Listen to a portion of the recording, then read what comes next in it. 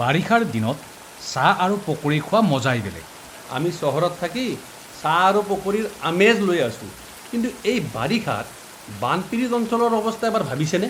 সেইটোতো হয়েই, কিন্তু এটা কথা, বৰষুণত ছাতি লৈ খোজ কৰা মজাই বেলেগ। অনেক ৰকমৰ মানুহ, অনেক ৰকমৰ ছাতি। নিৰীহ মানুহ আছে, আকৌ বলশালী মানুহো আছে। বৈষ্ণৱ, শাক্ত, ব্ৰাহ্মণ, ক্ষুদ্ৰ, কত যে জাতি উপজাতি আছে। প্ৰাণহীন ছাতি মানুহ বিশেষেই চৰিত্ৰ পায়। ছাতিয়ে একো চৰিত্ৰ পায়।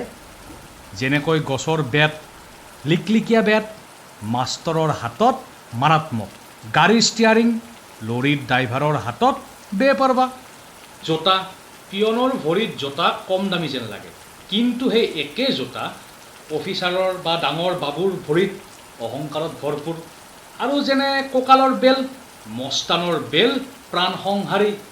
এই যে আমাৰ হোমিঅ'পেথিক ডক্টৰ বাবু, তেওঁ কাষলতিৰ তলত গোটেই বছৰ ছাতি এটা থাকেই। ডক্টৰ বাবু একেবাৰে চাহাবৰ দৰে ধুনীয়া, বগা। ছাতিটো আকৌ তেৱেই কিচকিচিয়া ক'লা। এদিন কাষলতিৰ তলত ছাতিটো লৈ বৰষুণত ভিজি ভিজি গৈ আছে। এনেতে কোনোবাই দূৰৰ পৰা লক্ষ্য কৰি তেওঁক ক'লে, অ' ডক্টৰ বাবু, বৈধান দি আছে, ছাতিটো খোল। তেওঁ মৃদু হাঁহি এটা মাৰি ক'লে, এইটো মোৰ গ্ৰীষ্মৰ ছাতি, বৈধানৰ নহয়। বুজি নাপলো হে। বুজবা অতি সহজ। পানী পল্লি কলা ৰং গলি গলি হৈ যাব, সেইকাৰণে খোলা নাই। ছাতি অকল চৰিত্ৰই নহয়, বিভিন্ন ৰকমৰেই আছে। যেনে বাঁহৰ, বেতৰ, লোহাৰ আৰু অন্যান্য হেণ্ডেলৰ, চিল্ক, নাইলন, প্লেন, বিভিন্ন ধৰণৰ কাপোৰৰ। আপুনি গম পায়নে, চৌখিন ছাতিও আছে।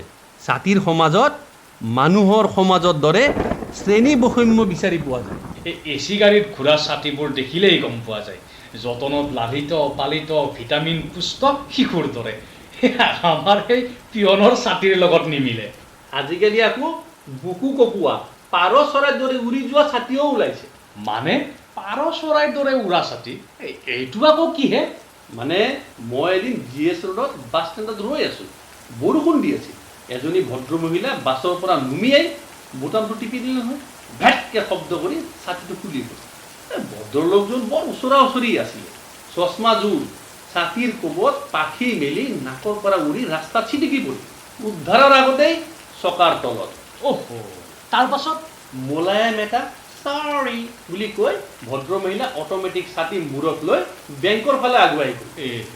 মনত পৰিছে, এই অট'মেটিক ছাতিৰ কাৰণে এজনে পেটত 14টা ইনজেকশ্যন ল'ব লগা হ'ল। ছাতিৰ কাৰণে ইনজেকশ্যন? ভাদ মাহৰ কুকুৰ ক্ষিপ্ত মেজাজত থাকে। কুকুৰটো আৰু মানুহ নহয়। ছাতিৰ ধমকি সহ্য নহ'ল, খেদি আহি দিলে নহয় কামুৰি। গম পাই গ'ল বিজ্ঞানৰ কেৰামতি। শৰ্মা, বজাৰত এবিধ ছাতি আছে, ৱেডাৰ ফৰকাষ্ট চাই ব্যৱহাৰ কৰিব লাগে। এবাৰ ভাজৰ পৰা খুলিলে সোমোৱা বৰ মুস্কিল। প্ৰথমতে লক খোলা, লক নহয়, প্ৰথমতে খাপৰ পৰা ওলোৱা, তাৰপাছত ফিটা খোলা, তাৰ পাছত লক খোলা, তাৰে আধাখিনি উল্টা মাজত খোলা, তাৰ পাছত টানি লম্বা কৰা আৰু এক ঝটকাত খুলি পেলোৱা। ছাতি মেলোতে মেলোতে দেখোন একেবাৰে ভিজি নোহোৱাই হ'ব। কেৰেলাতকৈ গুটিহে দীঘল হ'ব। কি ক'ব।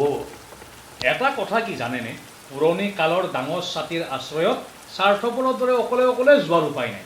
কোনোবা নহয় কোনোবাই দাদা দাদা বুলি মাতি মেনেজ মাষ্টৰ আহি আপোনাৰ ছাতিৰ তলত দৌৰি আশ্ৰয় ল'বই নহয়। তেওঁ লম্বা হ'লে কোৱালিশ্যন গভমেণ্টৰ দৰে মোক হাতত দিয়ক বুলি কৈ ছাতিটোত দখলে লৈ ল'ব। গৈ থাকোঁতে থাকোঁতে ক'ব, তিতি আছে নেকি? যাৰ ছাতি সি লাজুকীয়া শব্দৰে ক'ব, নাই নাই ঠিকে আছে। মুখত একো নক'লেও ভিতৰে ভিতৰে 14 পুৰুষক গালি পাৰিব আৰু পাছত পাব থেংক ইউ।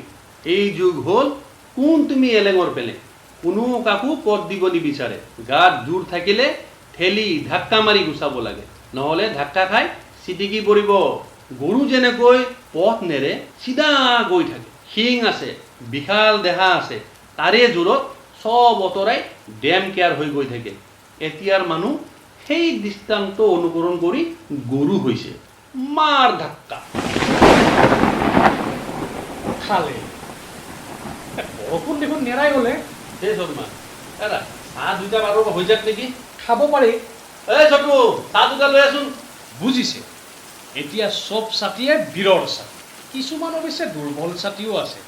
ধান খাই বেকা হৈ যায়, আধুনিক ছাতি আধুনিক বাসস্থানৰ দৰে উচ্চতাত চাপত বীৰৰ মূৰত সেই বস্তু অতি সাংঘাতিক খেদি আহি চকুত হানিব খোজে মজাৰ হয় তেতিয়া যেতিয়া ছাতিয়ে ছাতিয়ে ইণ্টাৰলক হয় মানে গৰুৰ শিঙে শিঙে লাগি ধৰাৰ দৰে স্তব্ধ হৈ যায় দুই বীৰে কৈ থাকে চাও তোৰ হিম্মত কিমান এৰা প্ৰাচীন যুগ এতিয়াও শেষ হোৱা নাই বাঁহৰ হেণ্ডেল থকা ছাতি মূৰত লৈ প্ৰাচীন মানুহজনে ফেঞ্চি বজাৰৰ গলিয়েদি গৈ আছিল উল্টা ফালৰ পৰা আহি আছে প্ৰতাপশালী ছাতি সংঘৰ্ষ এৰাবৰ কাৰণে প্ৰাচীন হাতটো ওপৰলৈ উঠি গ'ল তাৰ পাছত তেওঁৰ একো মনত নাই মূৰৰ ওপৰত জ্বলি থকা দোকানীবোৰৰ চুটকেছ বটল চিকুলি চব পৰিল দেহাৰ ওপৰত অজ্ঞান হোৱাৰ আগত কাণত দুটা বাক্য পৰিল মাৰ হৰণী দিকে দিকে নতুন ভূগোল তৈৰি হয়েছে ছাতি আৰু ছাতি ধৰাৰ দুইজনৰে জিঅ'গ্ৰাফি বুদ্ধি গ'ল চক্ৰবৰ্তীতা এই বৰষুণ অকণমান কমিছে বলক বলক নহ'লে গুৱাহাটীত আকৌ বানপানী হ'ব শুনিছোঁ ফেঞ্চি বাজাৰত হেনো পানী সোমাও সোমাও অৱস্থা বলক ঘৰত গৈ টিভিটো চাই অকণমান চৰকাৰকে গালি পাৰোঁগৈ আহক আপুনিতো নানেই কি ছাতি চাব মোক দিয়ক বুলি কৈ আকৌ দখল কৰি নল'ব কি কয় হে